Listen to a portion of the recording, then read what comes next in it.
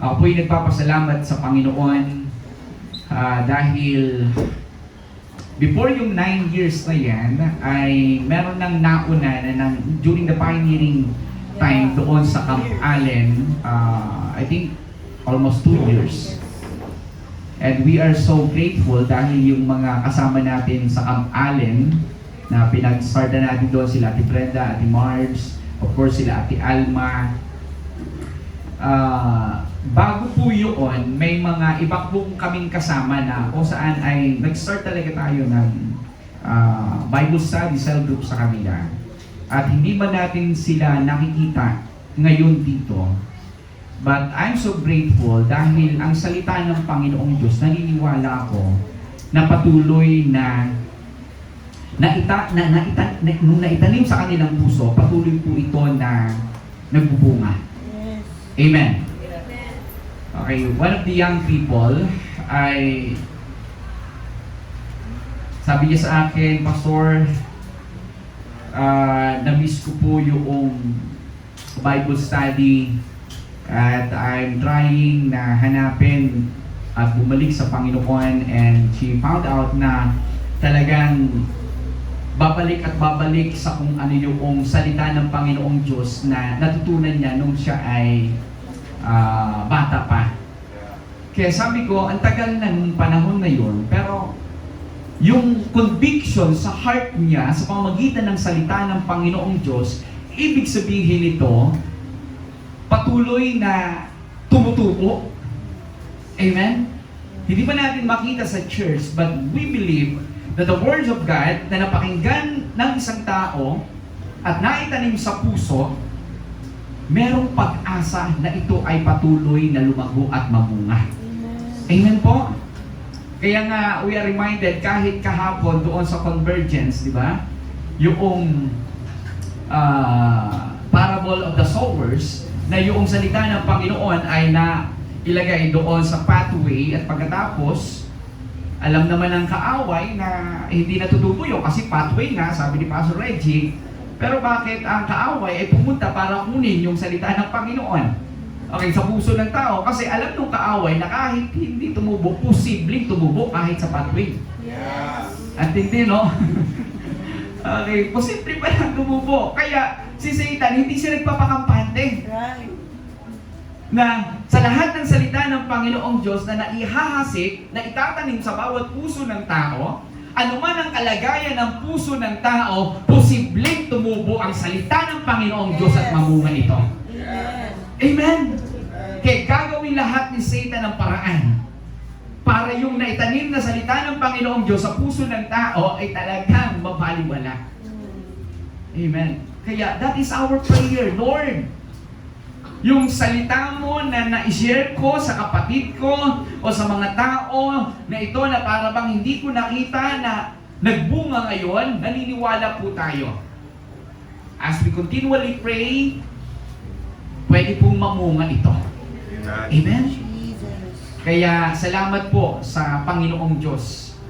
Dahil sa lahat ng bagay na ginagawa natin, na pagtatanim ng salita ng Panginoon, okay, merong pwedeng gawin ng Panginoong Diyos sa buhay ng isang tao. Gaya ng kanyang ipinangako, that His word will not return to Him void, but it will accomplish its purpose. Amen.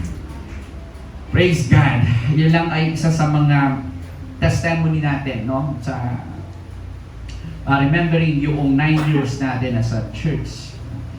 At salamat sa Panginoon sa lahat po ng church members, your cooperation, participation, your sacrifices ay nagiging makabuluhan po yan dahil ito po ay inaalay natin hindi kay pastor o sa kung kanino man, but we are giving it to the Lord. Amen. And it is our prayer that the Lord will bless each and every one of us in return.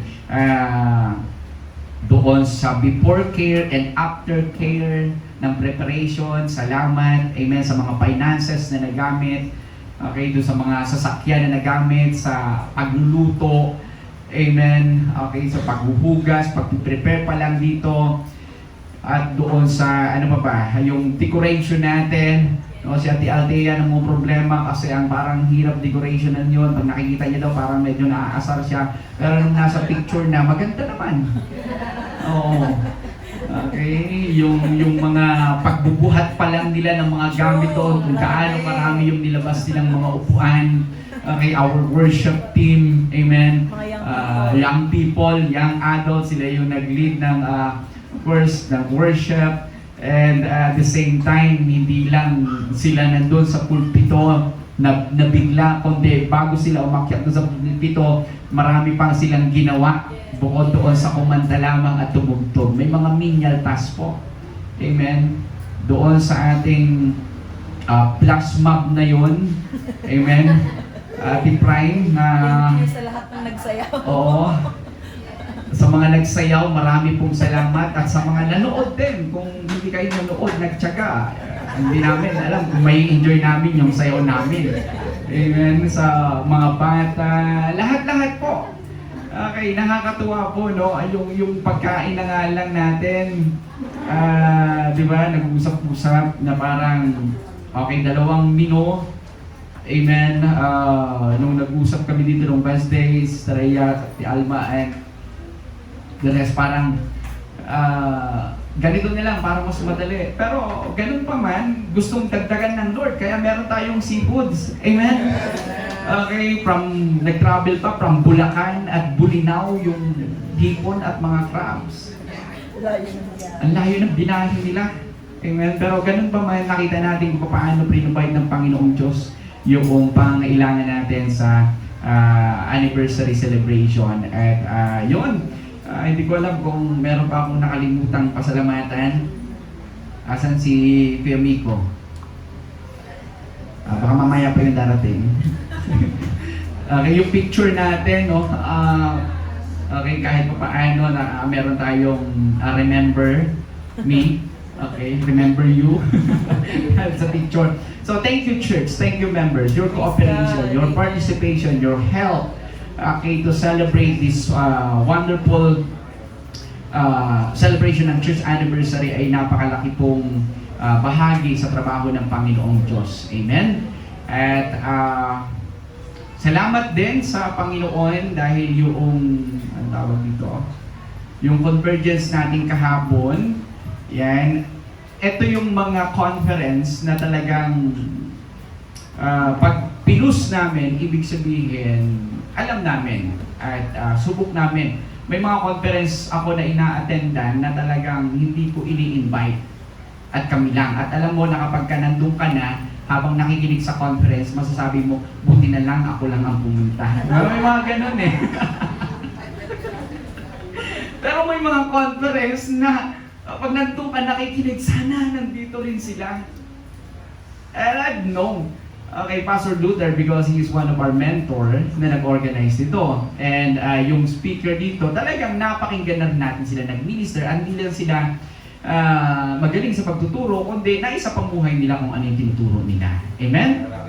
Kaya pag pinus namin ito at talagang in-encourage namin, kaya na kahit yung, sabi ko kahit gastusan natin yung pagkain, basta may pumunta lang. That's why I requested yung finance na talagang sa food, para lang may pumunta. See? That is our heart's desire na talagang mapid lang tayo. Kaya sabi ko doon sa message sa mga leaders, so hindi lahat ng bagay na pwede natin matutunan ay matututunan nyo sa amin. And hindi kami mai-insecure or hindi kami matatakot na kapag dinala namin sa isang lugar na bless kayo doon sa preaching ng isang pastor. It is a blessing sa amin. Amen? Kumbaga, malaking bagay yun. Okay, sa part namin, at least may katulong kami para kayo ay mapakain. Yeah. Amen po? Amen. Okay, so yun. And this July 13 to 14, meron pa Ate Alma. Ano naman siya? Marriage Conference. Okay, para po ito sa mga may asawa. You remember Brother Seth, yung nag-speak dito sa atin, yung pastor niya mismo ang pupunta. Okay, para magturo sa marriage conference. Ito ay para sa mga may asawa at sa mga may planong mag-asawa. Sino dito may planong mag-asawa? Nakabataan. O, huwag na kayong pumunta pag wala kayong plano. Pero pag may plano kayo, please join. Kaya itong mga staff natin, talagang nilista ko na sila. Ako na nag-decide para sa kanila, okay, kailangan yung pumunta. Dahil ito, mababalance dito yung marriage and the same time ay ministry kung paano tayo ginagamit ng Panginoong Diyos. Anyway, welcome pala kay Sister Jessry. Yes. Yes. Girlfriend siya ni Kuya Danilo, pinakilala ko na.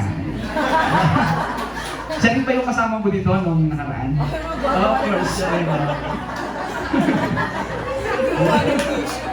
Baka matapos si Jessry. Okay, thank you ate, nakakatawa. At least nakita mo si Katinilo ngayon na nasa mabuting kalagayan. Okay, at ginagamit ng Panginoon. Praise God! Okay, so salamat sa Lord at yes, salamat po sa Panginoon kahit sa amin na sa family. Minsan parang nakikita lang natin yung pinapasalamatan natin sa Lord na kapag sinagot yung panalangin natin, no? Pero ang nakakatuwa sa Panginoon, hindi pa nga natin pinagpipray, dinidesire pa lang natin, binibigay niya na. Amen? Kaya yung testimony ni Pastora John na patungkol kay Honey, of course, dinisire yan ni Honey at ako nag-dinisire niya yung laptop ko. Okay, sabi niya, ay, bigay mo na lang sa akin itong laptop mo pag nagkaroon ka ng bagong laptop. Sabi ko, okay, sige. So, bukod doon, ayaw nung laptop ko na ibigay sa kanya, kaya binigyan siya ng para sa kanya talaga. Amen? Okay? Baka napapansin niyo ko po kasi, parang sila Pastor, ang daming gadget. Katulad dito, meron akong iPad mini dito. Hindi ko po ito binili. Masisisi ko ba pa bigay sa akin? Okay, so syempre hindi namin ina-explain lahat sa inyo. Pero ganun pa man, kahit itong cellphone ko, hindi ko rin binili. Baka may nagdadala doon ng maleta sa'yo eh. Ha? Baka may nagdadala ng maleta? Yun lang sinasabi ko na dinidesire pa lang na we learn to be content sa kung ano yung meron kami. Alam ng mga anak namin yan. But as we desire yung mga bagay din na ito, tapat ang Lord na pinuprovide kahit sa mga ganyang bagay na pwede nating magamit para sa Panginoon. Kaya nagpapasalamat po tayo sa Panginoon. Katulad na nga lang po nung yung unang motor ko, yun, binili ko yun. At talagang naghirap ako para bayaran yun. Okay, pero yung pangalawang motor ko, hindi na ako bumili nun, yung second hand na yun. May bumili nun para sa akin. At praise God, nung nakailangan, pinenta ko din. So, pinalitan ng Lord ng brand new ng motor. At yan na yung ginagamit ko ngayon. Amen? Na hindi akong bumili, may nagbigay. Amen? So, ganun po yung kabutihan ng Panginoon. Kaya, hindi ibig sabihin na may mga bagay na ina-enjoy tayo ngayon ay dahil marami tayong pera. Amen? Okay. Minsan kahit wala tayong pera, nagkakaroon tayo ng isang bagay na dinidesire po natin. Hindi naman, gabi naman yung walang pera. Yung kulang ang pera o hindi man sa tingin natin sapat para bilhin yung isang bagay. So, grateful po tayo sa Lord. I-evaluate ko yung buhay namin for 9 years in the ministry. Sabi ko, Lord, salamat dahil looking back doon sa history ng aking family, my father is a pastor and my mother is a public teacher. At sabi ko, Lord, grabe ka kasi habang lumalaki ako, parang ayokong mag-pastor dahil dumating doon sa point na kung hindi sana pastor yung tatay ko, mas marami sana kaming blessing na ini-enjoy ngayon. May maayos siguro kaming bahay. Okay. O kaya ganito dahil syempre yung nanay ko kahit papaano stable yung kanyang trabaho. Kaya dumating sa point na habang ako'y lumalaki, wala talaga sa hangarin ko yung mag-pastor. But as I'm evaluating yung sarili ko na, Lord, nandito rin po pala ako sa lugar na ito na kung saan, kung paano mo ginamit yung tatay ko at ginagamit mo rin kami ngayon. At tinitignan ko, kaming dalawa ni Mrs. mismo, pinagpapastor. Pero when it comes doon sa favor ng Panginoong Diyos, masasabi ko na mas favor kami ngayon kaysa kung ano yung naranasan ko nung ako'y bata. Okay, sa pastor, pagiging pastor ng aking mga magulang. And I hope na yun din sana yung makita ng aming mga anak. Amen? Hindi nila sasabihin, hindi sila nagsisisi na naging pastor yung kanilang mga magulang. Tama ba, Ate Hani at Zubi? Okay, kasi ako nun parang may regret eh. Bakit kasi pastor yung tatay ko, di ba? May ganun. Pero, sabi ko, Lord, salamat dahil kahit papaano, nakikita ko naman na kung ano yung experience namin nun bilang anak ng pastor, eh mas maayos yung experience ng anak namin ngayon bilang anak ng mga pastor. And that is by God's grace and mercy. Maybe during our time, that is the preparation time. That is the time na parang hidden season ng buhay. Pero sa panahon ngayon, pwede na maranasan kahit ng aming pamilya yung blessing ng Panginoong Diyos. At ito yung prayer namin, no? Na hindi lingid sa inyo ang buhay na meron kami. Kumbaga, transparent yung buhay na meron kami. At dumating man doon sa point na talagang yung Lord ay ina-upgrade yung buhay ng bawat isa sa atin. Ang prayer namin is for each and every one of us to rejoice with one another for what God has in store to each and every one. Dahil kami po bilang pastor, that is our heart's desire. We rejoice sa mga accomplishments, sa mga blessing at favor ng Panginoong Diyos na ibinibigay sa atin. You know, every time may nagka-testify dito with regard sa kabutihan ng Panginoong Diyos, kung meron mang masayang tao, kami po yun as a pastor. Amen po. Praise God. Kaya let us rejoice to one another. Doon sa kung ano yung blessing na ibinibigay sa atin ng Panginoong Diyos.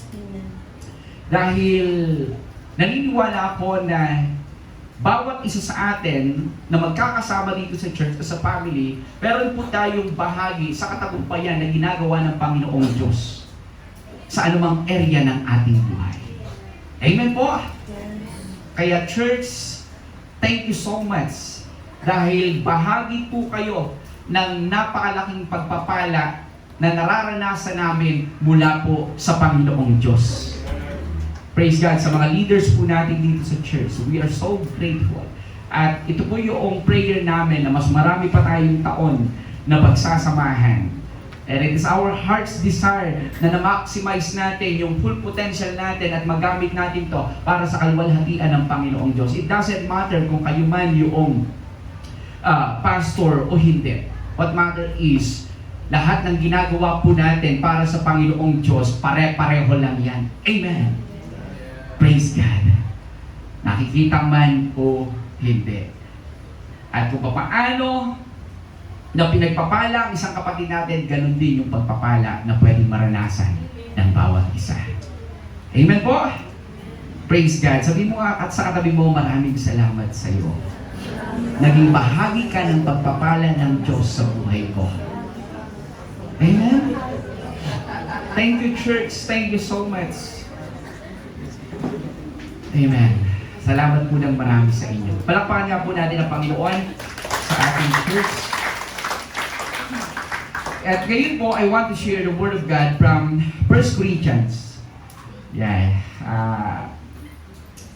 Pag-pray nyo na matapos natin ng 30 minutes. So. Chapter 15, verse 58, therefore, my beloved brethren, be steadfast, immovable, always abounding in the work of the Lord, knowing that your labor is not in vain in the Lord. Lord, salamat Panginoon sa mga salita mo. Salamat sa inyong presensya. Salamat sa inyong kadakilaan, sa inyong kaluwalhatian na patuloy po namin nararanasan. Salamat dahil ikaw ay tapat, totoo, at hindi nagkulang sa aming mga buhay. As we listen, Panginoon, sa inyong mga salita, ngayong umaga, mangusap ka sa aming puso. Ikaw lamang ang maitaas at maluwalhati. Ito po ang dalangin sa pangalan ni Jesus. Amen. Amen. Okay. So sabi ko, meron akong 3 points dito sa passage na to, pero I don't think na matatapos natin yun ngayon. And I just want to share yung 1 point lang dito na merong 2 points. Yung 1 point lang na may 2 points. Okay, with regard this passage, and at the same time, ito po yung ating theme ng church anniversary. This is the vision that God has given us as we celebrate yung kabutihan niya po ngayong taong ito, steadfast and true. Praise God. Amen. Okay. So, malinaw yung teaching ni Pastor Paul Bagitay nung nakaraan that we need to steadfast and true in our gifts na binigay ng Panginoon, and at the same time doon sa ating character, kung paano ito patuloy na mag-develop sa pamamagitan ng banal na spirito, magpuproduce ito ng mga bunga. Okay? Na nag-build ng ating character. At ngayon po, gusto kong bigyan ng emphasis yung word na steadfast. Nung sinulat ni Paul to, okay, mapansin natin dito, no, chapter 15 verse 58, sinabi niya, therefore. Madalas na nilalagay yung word na therefore kapag ka natapos ng sabihin at ipaliwanag yung mga dapat ipaliwanag. At ito yung conclusion na kailangan natin gawin o na-realize natin na dapat nating isapamuhay o dapat nating gawin sa buhay. Okay? Kaya nga, itong context ng passage na to, yung chapter 15 ng 1 Corinthians, ay binigyan ng linaw ni Paul na kung papaano na ang ating Panginoong Jesus, bagaman siya ay muling namatay, pero siya ay muling nabuhay. Dahil during those time, yung church sa Corinth, maraming mga mananampalataya ang naliligaw sa maling katuruan dahil sa kultura na sa kasulukuyan nilang nararanasan at sa influence ng kanilang mundo na ginagalawan, most especially ng mga Greek teachings. Okay, at as isa sa paniniwala nila na kapag ang tao ay namatay, hindi na muling mabubuhay. Walang resurrection of the dead sa kanila. Yan yung paniniwala ng mga Gnosticism, Skepticism, Dualism, Ism. Okay? So, lahat ng may ism, yan yung kanilang paniniwala. Na separate ang physical at spiritual. Pero doon sa chapter 15 ng verse 54, pinatunayan dito ni Paul that even though we die, okay, sa second coming ng Panginoong Diyos, we will be given a incorruptible body. Na katulad ni Jesus Christ, bagaman namatay siya, muling nabuhay, at hindi lang sa paniniwala na nabuhay, kundi nasaksihan mismo ng mga tao at ng kanyang mga disipulo na talagang physically buhay si Jesus Christ. At ganun din po tayo na kapag namatay, mabibigyan tayo, ano sabi niya, therefore, okay, kaya ko lang music ba? Verse 54, yun ba yung sabi doon? When the perishable has been clothed with the imperishable and the mortal with immortality, then the saying that is written will come true, that has been swallowed up in victory. Kaya nagpapasalamat tayo, mamatay man tayo physical. Pero sa pagdating ng ating Panginoong Jesus, yung katawang ito na nasisira, napapagod, mapapalitan ng katawan na hindi na nasisira. Amen. Yan yung gustong patunayan ni Paul dahil si Jesus Christ namatay muling nabuhay. At harap-harapan, physically, nakita ng kanyang mga disipulo, nahawakan ng kanyang mga disciple. So kaya sabi ni Paul, ini-encourage ko kayo na maging matatag, immovable, okay, always abounding in the words of the Lord, because knowing that your labor in the Lord is not in vain. Ibig sabihin, kung walang muling pagkabuhay na kagaya ng naranasan ni Kristo, walang kabuluhan ang lahat ng bagay na ginagawa natin. Ang hope lamang natin ay kapag namatay na yung physical na katawan natin, patay na rin yung hope natin. But as a church, we have given one hope, and that is eternal hope, that kahit na mamatay yung ating physical na katawan, merong muling pagkabuhay. Amen. Praise God. Kung sakaling man dumating si Kristo, hindi ka nakaranas ng kamatayan, meron pong rapture. And 1 Thessalonians, yun ang sabi niya doon, meeting in the air with the Lord Jesus Christ. Okay. So, ibig sabihin, Wala tayong dapat ikatakot sa buhay po na ito. May foundation, yung ating pananampalataya. Yan yung pinatunayan ni Paul. Kaya yung sinabi natin kanina doon na kinakanta natin, He is alive. Yan po yung katotohanan. Na kung ang ating Panginoong Jesus ay hindi buhay, unang-una, hindi natin kayang maging steadfast. Hindi natin kayang maging immovable. Madali tayong matinag. Madali tayong magbago ng desisyon. Madali nating i-give up kung ano yung purpose natin. Madali nating bitawan kung ano yung pinaniniwalaan nating identity. Wala pong foundation eh. Kaya yung foundation, therefore. Bakit yung therefore? Sinabi ni Paul, kasi si Kristo buhay. Therefore, be steadfast. Amen? Kung hindi nabuhay si Jesus Christ, hindi sasabihin ni Paul na therefore be steadfast and immovable. Wala siyang basis. Wala siyang basihan para tayo maging matatag. Kasi patay naman pala yung pinaniniwalaan natin eh. At kapag namatay tayo, mamamatay din tayo. Ibig sabihin, madali tayong ma-shake. Madali tayong ma-move. Pero salamat tayo, yung Diyos natin ay buhay. Amen? Yes, praise God. Praise God! Kaya may dahilan si Paul para sabihin na therefore, be steadfast and immovable. The word steadfast, sabi niya dito, from the Greek word, hydrios, nang ibig sabihin is firmly seated, established, or securely settled on a solid foundation. Nung umupo kayo sa upuan nyo ngayon, kanina, tinanong nyo ba yung upuan nyo kung kaya kayong buhatin? Okay? So, of course, alam ko, kaya ko, alam ko yung timbang ko di ba? Okay? Kaya tayong buhatin yan. Nakaupo kayo dyan, alam nyo, secure kayo. Okay? So, yun ang ibig sabihin ng steadfast.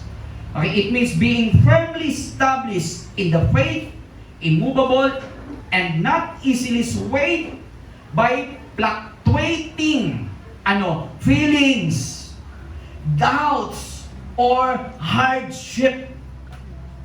Alam niyo yung feeling ng tao, kapag doon nakabase yung pagiging matatag natin, fluctuating ang feelings ng tao. Lalakas, hihina, lalakas, hihina, lalakas, hihina. Okay? Yung doubts ng isang tao, hindi pwedeng i-base doon yung katatagan natin. Pag merong doubt, okay? Pag may hardship, kaya nga yung pagiging steadfast ng mananampalataya, hindi rin nakadepende sa kung ano yung nararanasan mong problema sa kasalukuyan. Oo, matatag siya kasi wala siyang problema na katulad na pinagdadaanan ko. Di ba? May mga ganun tayo. Easy to be steadfast for someone, pero kapag ikaw na yung nakakaranas ito, sasabihin ko sa iyo kapatid, baka mag-give up ka din. Kung gano'n yung mindset natin, hindi natin nauunawaan yung sinabi ni Paul na be steadfast at kung saan ito nanggagaling. Nung sinabi ni Paul na be steadfast and immovable, sinasabi ito, be firm, established, at hindi ito nakadepende sa feelings, sa circumstances, sa challenges, o kahit sa hardship na nararanasan sa kasalukuyan. Okay, yung number one point na dito, being steadfast represent spiritual resilience. Amen. Okay, pinapakita po nito yung pagiging matatag natin spiritually. Naniniwala po ba tayo na tayo mga tinubos ni Kristo mula sa kasalanan sa pamamagitan ng kanyang banal na dugo? Secure po ba tayo spiritually? Amen? Okay, dapat po tayong maniwala. Spiritually, I am secure because I now have spiritual life. Hindi ako spiritually dead. Ibig sabihin, hindi ako separated sa Panginoong Diyos dahil kay Kristo ako ay nagkaroon ng relasyon sa Diyos. Ganon ka-secure yung ating spiritual na pamumuhay. At yan ay dapat makita sa buhay natin bilang mananampalataya. So yung pananampalataya na meron tayo ngayon, mga kapatid, ay hindi po ito baka sakali. Secure po ito. We have this relationship, wonderful relationship with God sa pamamagitan po ni Jesus Christ. Kaya nga yung spiritual resiliency, hindi lang yan nakadepende tuon sa bagay na ginagawa mo kung ikaw ay laging nagbabasa ng Bible, laging nasa church, laging nagpupuri, laging nakikinig ng salita ng Panginoon, kundi yung pagiging spiritual resilient natin, nakadepende yan sa kung anong ginawa ng Panginoong Diyos sa atin sa pamamagitan ni Kristo nung tumubos niya tayo mula sa kasalanan. Amen. Dahil kahit na anong gawin nating pagbabasa ng salita ng Panginoon, kung hindi naman natin tinanggap si Kristo, hindi natin masasabi na tayo ay spiritual resilient. Spiritually resilient. Amen? That's why we have to acknowledge. Okay. Kaya nga, being steadfast represents spiritual resilience. Praise God. Spiritual resilience means you have decided beforehand who you are and whose you are. Yung bago ka pa humarap sa problema na pwedeng mag-sway sa'yo, mag-move sa'yo doon sa pinaninindigan mong tama sa harap ng Panginoong Diyos, alam mo na kung sino ka at kung kanino ka. Amen? Mahirap maging steadfast kung hindi natin kilala kung ano yung identity na meron tayo. Mahirap maging steadfast kung hindi natin alam kung sino yung kakampi natin at kung kanino tayo. Iba po yung who you are and whose you are. Who you are speak our identity. Whose you are speak our belonging. So doon pa lang makikita na natin, immovable pala ako. Steadfast ako because of my identity in Christ. Yes. I am a new creation. 2 Corinthians chapter 5 verse 17, the old things has passed away. Behold, all things becomes new. I am forgiven. I am loved by God. That is your identity. Kaya anumang kasinungalingan ng kaaway, para i-disturb ka sa pinaniniwalaan mong tama sa harap ng Panginoong Diyos, remember that you are a new creation. Remember that you are forgiven. You are loved by our God. Amen! At eto pang maganda doon. Kaya nga yung spiritual resiliency natin, yung steadfast natin, nagpapakita lang yan ng spiritual resilient ng isang tao. And whose you are. Yung belonging natin. Yung humaharap ka sa isang problema at feeling mo, dahil sa bigat ng problema na pinagdadaanan mo, pwedeng magbago ka ng desisyon o ng purpose sa buhay. Okay? At iniisip mo, okay, parang mag-isa lang ako sa laban na to. Nagkakamali ka, kapatid. The fact that we are chosen by God. Bakit tayo pinili ng Panginoong Diyos? Okay?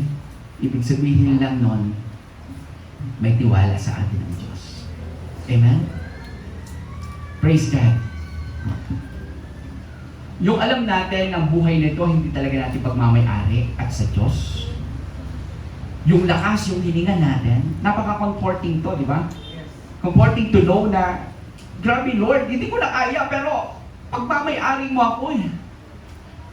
At kung pagmamayari mo ako, hindi mo ako pababayaan. Kung ako na yung may-ari ng buhay ko,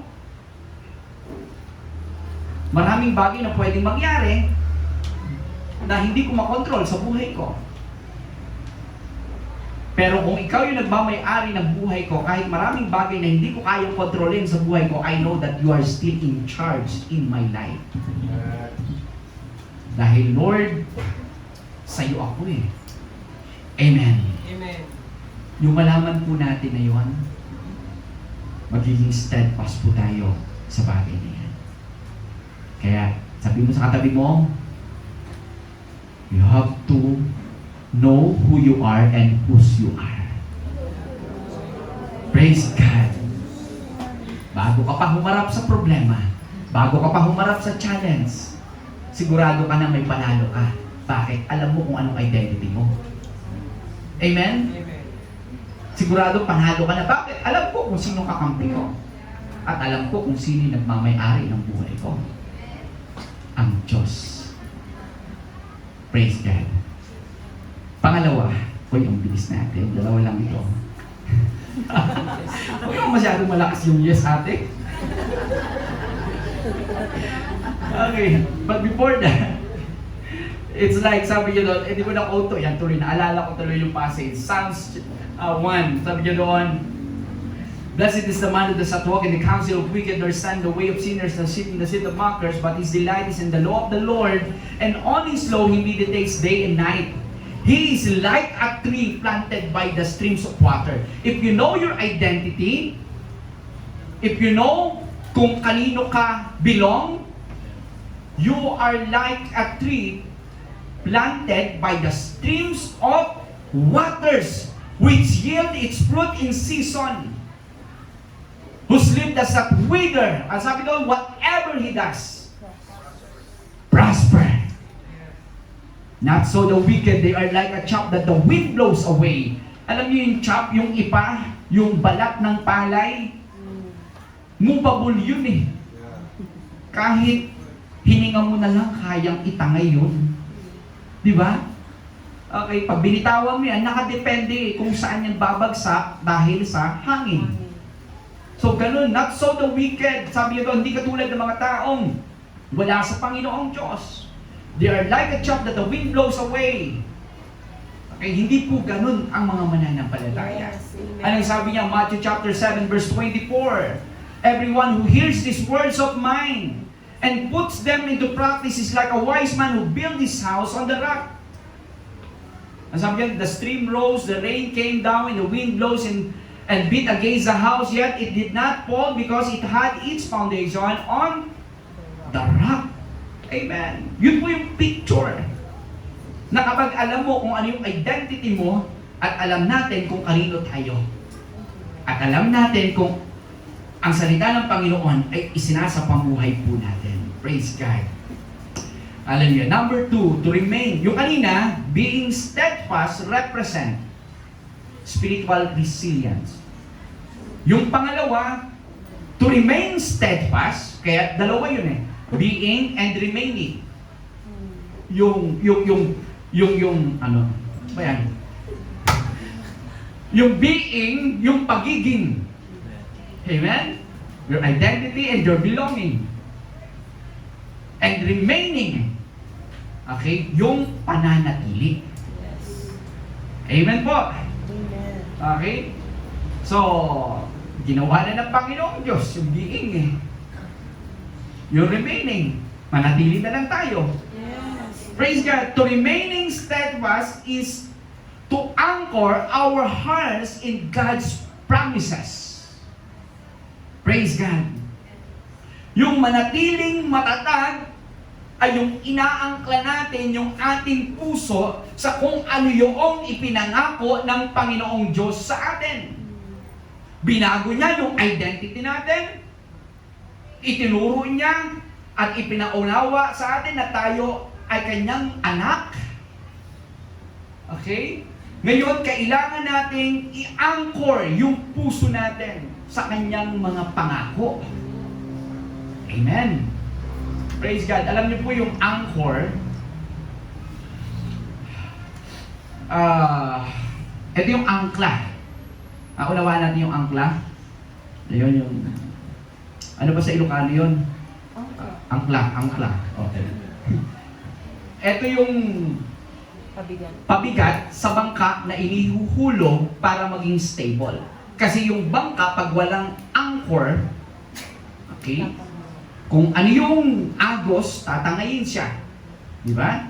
So, ganun yun. Kaya kailangan naka-angkla yun. Kaya naka-anchor yun. Kapag hindi naka-angkla yung bangka o kaya yung isang barko, ibig sabihin, pwede siyang tangayin ng hangin. Pwede siyang tangayin ng alon. Okay? So, sama kayo sa Mindoro next time para makakita kayo ng angkla. Amen. Okay. So, merong malaking bahagi yun para maging stable yung ship or yung bangka. At ganun din po yung buhay natin bilang mananampalataya. Alam na natin yung identity natin, alam natin kung kanino tayo. Pero kailangan natin ng pangako ng Panginoong Diyos para sa araw-araw ng buhay natin. Okay, sigurado tayo na ginagawa natin kung ano yung talagang pinaniniwalaan natin mula sa salita ng Panginoon. Hindi nagbabago yung purpose at direction ng buhay po natin. Amen po. Okay, sa madaling sabi, it is an active and continuous choice ng isang tao to remain steadfast. Na kailangan nakaangkla po sa pangako ng Panginoong Diyos. Okay, first we have to recognize the steadfastness of God. Naituro ko to sa atin before yung ating church anniversary. In Lamentation chapter 3 verse 22 to 23, sabi niya, the steadfast love of the Lord never ceases. His mercies never come to an end. They are new every morning. Great is your faithfulness. Amen. Bakit kailangan naka-anchor yung heart natin sa promise ng Panginoon? Kasi character ng Diyos steadfast Amen. Sabi niyo doon, His steadfast love never ceases. Kapag ang nangako lang sa atin at doon natin inangkla yung puso natin sa isang tao na nangako sa atin, mabibigo tayo. Bakit? Kahit gusto niya, hindi niya kaya. Kahit niya gusto niyang panghawakan kung ano yung pinangako sa atin at panindigan, hindi niya kaya. Amen? Praise God. Pero yung Panginoong Diyos, kaya niya. Bakit? Yun kasi siya. That is His nature. Amen. Numbers 23 verse 19, sabi niya, God is not a man that He should lie, nor a son of man that He should repent. Has He said, and will He not do? Or has He spoken, and will He not make it good? Okay? Sabi mo sa katabi mo, salamat na lang ang Diyos, hindi katulad mo. Amen? Praise God. Okay, we have to admit, diba? Marami tayong mga pagkukulang kahit sa mga pananalita na lang natin. Okay, kaya mahirap ang hawakan ng pangako ng tao. Pwede pagtiwala sa isa't isa. Pero the fact na hindi niya nagawa yung kanyang ipinangako, that is an indication that kailangan ng Diyos. Kailangan niya ng Diyos sa buhay. Kailangan niya ng kapangyarihan o lakas mula sa Diyos para panghawakan kung ano yung ipinangako. Amen? Kahit yung asawa mo na nangako sa iyo, kailangan niya ng Diyos para maging buhay yung kanyang pangako sa iyo. Amen? Okay. Amen! Okay, naman siya tinatawag sa Diyos. Ako natawag. Kailangan. Kaya, kung sino dito yung may mga asawa at plano mag-asawa, dapat yung asawa mo, talagang hinahayaan mo na i-empower ng banal na spirito para yung pangako niya sa iyo ay hindi mapako. Amen? Praise God. Yan po yung katotohanan. Okay. Okay, it speak yung God's unchanging character ng ating Panginoong Diyos. Hindi niya binibreak yung kanyang pangako. At alam niyo isang maganda dito sa Panginoon. Kasi when it comes sa promise, nakapokus kagad tayo sa blessing. Ano yung matatanggap ko? Ano yung resulta ng panalangin ko?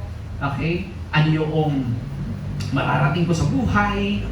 Nakapokus tayo doon sa blessing. Na minsan nakakalimutan natin na hindi lang pinangako ng Panginoong Diyos na pagpalain ka, kundi pinangako rin ng Diyos na sasamahan ka. Amen? Dahil kung ang pangako lang ng Diyos ay pagpapala at wala ang kanyang pagsama, baka maging pagpapalo yung maranasan natin. Hello? Salamat. Lord, pinangako mo, hindi lang yung blessing, kundi yung presence. Amen! It is not just about the promise of His blessing, but the promise of His presence. Yung one time na i-preach ko dito in Exodus chapter 33 verse 14 na sinabi ng Panginoong Diyos kay Moses, the Lord will reply, my presence will go with you and I will give you rest. Ibig sabihin, pwede. Naranasan mo yung Na nagkaroon ka ng isang bagay, pero wala kang rest. And na-realize mo, wala pala yung blessing. Narating mo yung gusto mong puntahan, pero walang rest. Blessed naman ako, Lord, kasi nandito ako. Pero parang walang rest. Wala pala yung presence ng Lord. Right. Amen. Kaya nga, yung pagpunta pa lang nila sa promised land na-recognize na ni Moses yun. And Joshua chapter 1 verse 9. Okay, ano sabi niya? Have I not commanded you? Be strong and be courageous. Do not be afraid. Do not be discouraged. For the Lord your God will be with you. Ano sabi niya doon? Wherever you go. Hindi sinabi ng Lord, okay, Moses, pag nakarating na kayo sa promised land, kanya-kanya na tayo, ha? Okay? Hindi sinabi ng Lord yon. Okay, anak, pag nagkasasakyan ka na, kanya-kanya na tayo. Pag nagkaasawa ka na, kanya-kanya na tayo. Pag nakatapos ka na ng pag-aaral, kanya-kanya na tayo. Pag nagkatrabaho ka na, kanya-kanya na tayo. Hindi ganoon ang pangako ng Panginoon. Amen? Ang pangako ng Panginoon, wherever you go. Ang sabi niya doon, okay, God will be with you. Thank you, Lord. Amen. Praise God. At kahit sa mga ministers, okay, anak, pag pastor ka na, magaling ka naman, kanya-kanya na tayo. Hindi po ganon. In fact, nung kinumisyon ng Panginoong Diyos ang kanyang mga disipulo, okay, Matthew chapter 28, verse 20, and surely, sabi niya doon, hindi baka sakali, I will try to be with you. Katulad ng ibang tao na nangako sa iyo, I will try to go with you. I will try. Okay, sa Panginoon, walang try eh. Amen? Wala isang pangako na, sige, itatry ko, pangako yan. Ha? Pangako, susubukan. Dapat yung pangako, subok na. Amen? Kaya wala nagsasabi na, okay, pangako ko, itatry ko. 50-50 yun, mga kapatid. Walang ganon. Okay? So, ano sabi niya dito? And surely, I am with you. Ano? Always. Always. Hindi niya sinabi, okay, kapag nakuha mo na yung gusto mong makuha. Kapag gumaling ka na sa iyong karamdaman, hindi na kita sasamahan, ha? Okay, di bali, magaling ka naman na. So, hindi ganun ang Lord. Amen? Always to the very end of the age. Okay? Habang buhay. Saan man tayo pumunta, ipinangako ng Panginoon na tayo ay sasamahan niya. Kaya remaining steadfast, we should anchor our hearts to God's promises. Not only to the promise of His blessing, but most especially sa promise ng Kanyang presence. Yes, amen. Dahil pwedeng magkaasawa ka, na matagal mo nang pinangarap sa buhay, pero pag wala ang presensya ng Panginoong Diyos, lagi din kayong mag-aaway ng mag-asawa. Kaya sa mga kinakasal ko, lagi kong sinasabi, yung triangle principle. Okay? Alam na alam niyo yan. Na husband and wife, laging i-acknowledge ang presence ng Panginoon sa relationship. Sa career or profession natin, andun tayo, may maayos sa trabaho, sa tingin natin, stable job. Dahil yan naman yung pinipray natin, Lord, bigyan mo ako ng stable job. Magiging stable job lang, talaga yan. Kapag in-acknowledge natin at na-recognize natin yung presence ng Panginoon. Yes, amen. Ang ganda ng trabaho na napasukan mo. Pero dahil hindi mo na na-recognize yung presence ng Panginoon, naka-encounter ka ngayon ng problema sa trabaho. 3 araw pa lang, nag-resign ka na. O kaya naman, makakatapos din ako ng pag-aaral. Nakatapos ka nga ng pag-aaral. Pero nung nakatapos ka ng pag-aaral, nakalimutan mong i-recognize yung guidance at presence ng Panginoong Diyos na supposed to be siya yung nag-lead sa mga desisyon na ginagawa natin. Pero Lord, kanya-kanya na muna tayo. Wala na munang pakialamanan. And yet, at the end of the day, parang hindi ka masaya. Nakatapos ka naman. Pinag-pray mo yan eh. Amen? Nagkaroon tayo ng isang material na bagay sa buhay na matagal na nating pinangarap. Yung pangarap kong business, Lord. Okay. Binigay naman ng Lord yung pangarap nating business. But hindi natin ni-recognize yung presence ng Panginoon at hayaan na yung presence ng Lord ang mag-lead sa atin sa business natin. So, ang ginawa natin, nakipartner tayo sa mga sindikato. Wala namang ganun siguro, no? Okay. Kahit sino na, Lord, di ba, binigay mo na ito, tandaan na muna tayo kasi pag sinama kita dito, hindi mo magugustuhan yung kapartner ko. Okay. Di ba? Hindi mo magugustuhan yung partner ko kasi nga may illegal siyang bagay na ginagawa. Kaya kanya-kanya muna tayo. So kapatid, we should always acknowledge God's presence. Amen. Amen. Sa anumang blessing na pinagkatiwala niya sa atin. Praise God. Huwag sana nang dumating doon sa point na sabihin natin kay Lord, kanya-kanya na tayo, Lord. Alam niyo si Lord, expert siya sa lahat ng bagay. Amen. Hindi ito usapang church lang. Yes. Pagdating kay Lord, usapang pamilya, usapang trabaho, usapang pag-aasawa, usapang pakikipagrelasyon sa tao. Si Lord lagi yung mas nakakaalam ng mas mabuti sa anumang usapan. Kaya dapat hindi dinis-disregard ang Lord sa usapan. O may usapan na tayo ha. Okay, pero yan ba? Okay, napag-usapan na natin kay Lord. So iba po yung kapatid. Iba yung may expert na nakakaalam sa lahat ng area ng buhay natin.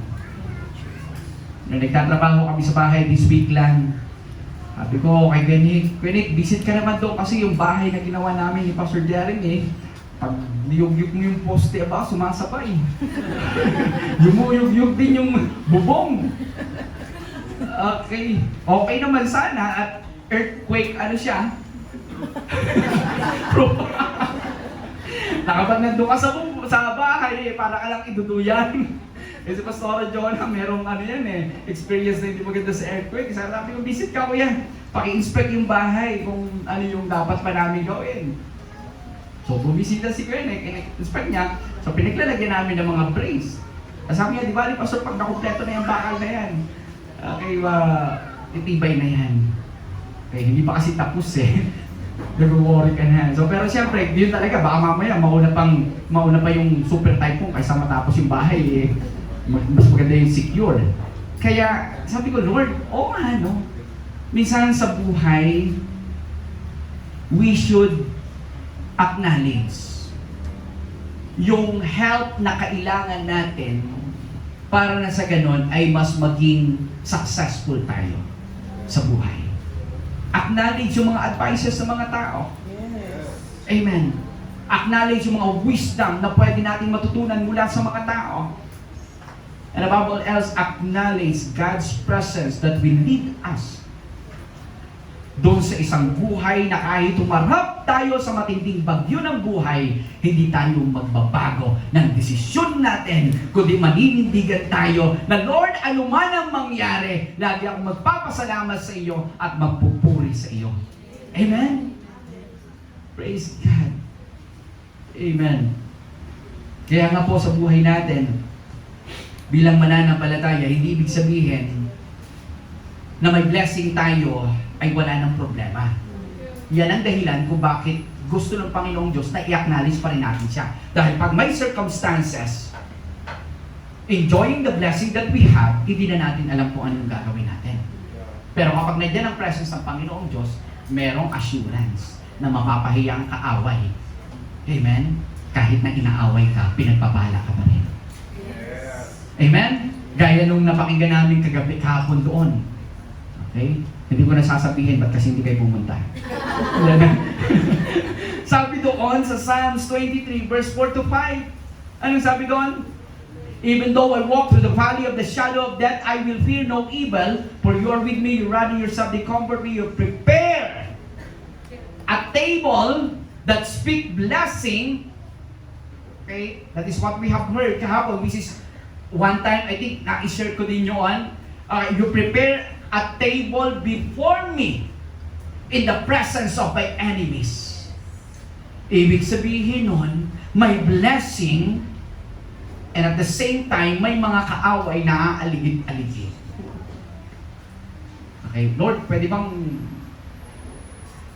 tanggalin mo talaga yung blessing para wala ng problema? May nagganun ba? Yung alam mo may pera ka, pero sa halip na ma-enjoy mo yung pera, pinag-aawayan. Okay? Sa halip na ma-enjoy mo yung pera, parang, kulang na naman. Okay? May mga circumstances. Okay, minsan, nire-remind ako ni Pastora Jonah, okay, naubos ang budget natin. Praise God, sabi niya, at may nagamit ang budget. Ang problema, naubos, wala namang napaggamitan. Okay, nung sinabi, you prepare a table before me in the presence of my enemies, ibig sabihin, pinagpapala tayo ng Panginoong Diyos sa harap ng mga kaaway natin, okay, para ipakita na kahit inaaway, pinipersecute, dumadaan tayo sa matinding circumstances at challenges ng buhay, wala nang epekto sa iyo yan. Okay, dahil kasama natin ang Panginoong Diyos at kaya niyang pagpalain ang buhay natin kahit may mga challenges at problema na pinagdadaanan. Amen? Praise God. Kahit may struggle. Okay, hindi tayo masusway, hindi tayo mababago ng purpose. Yan yung pangako ng Panginoong Diyos. Kung yung feeling natin fluctuating, yung circumstances natin, may problema ngayon, circumstances, challenges, pero ang challenge sa atin ng salita ng Panginoon ay be steadfast. Amen. Ibig sabihin, okay, alalahanin natin kung ano yung identity at kung kanino tayo. Yes. And to remain steadfast, we should anchor our hearts to His promises. Not only on the blessings na nararanasan natin ngayon, kundi doon sa promise ng Kanyang presensya. Praise God. Tumayo nga po tayong lahat. Praise God. You know, being steadfast, we are so grateful because this is our inner strength. Because of our identity and because of our belonging sa Panginoong Diyos. Yung steadfast, salamat.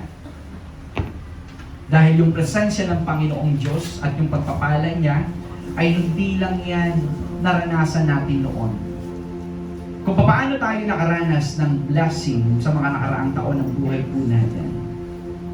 As long as we recognize and acknowledge God's presence, the promise of His presence, ano man yung pinagdadaanan natin ngayon, kasama natin ang Diyos. Hindi mo i-give up yung pinaniniwalaan mong tama sa harap ng Diyos. You know that why we have conviction in our hearts? Bakit may mga conviction tayo na gawin kung ano yung tama at mabuti sa harap ng Diyos? Because that is your new identity. Nung wala ka pa kay Kristo, walang conviction eh. Gawin mo kung ano yung gusto mo. Kaya wala tayong fixed na decision. Kaya minsan, madali tayong masway. Madali tayong magbago ng stand sa kung ano yung pinaniniwalaan natin tama. But the fact that we have this new identity, we have the conviction of the Holy Spirit. May mga pagkakataon na kailangan mong gumawa ng desisyon, Lord, ito ba yung tamang gawin o hindi? You know it already sa harap ng Diyos because the Spirit convicts our hearts to do the right thing. And that gives us the strength to remain, to be steadfast sa buhay na ito. Hallelujah. Thank you, Jesus. Thank you, Jesus. Come on, can you raise your hand and just worship the Lord? Hallelujah. We thank God for the new identity. We thank God because we belong to Him. We thank God because of the promise of His presence and His blessing na pwede kong maranasan sa buhay nito. At sa pamagitan nito, Panginoon, malinaw sa akin kung paano ako maging steadfast, nananatiling matatag sa kung ano yung aking pananampalataya, paglilingkod, pagpupuri, pagsamba at paggawa ng isang bagay na alam kong tama sa inyong harapan. Hallelujah.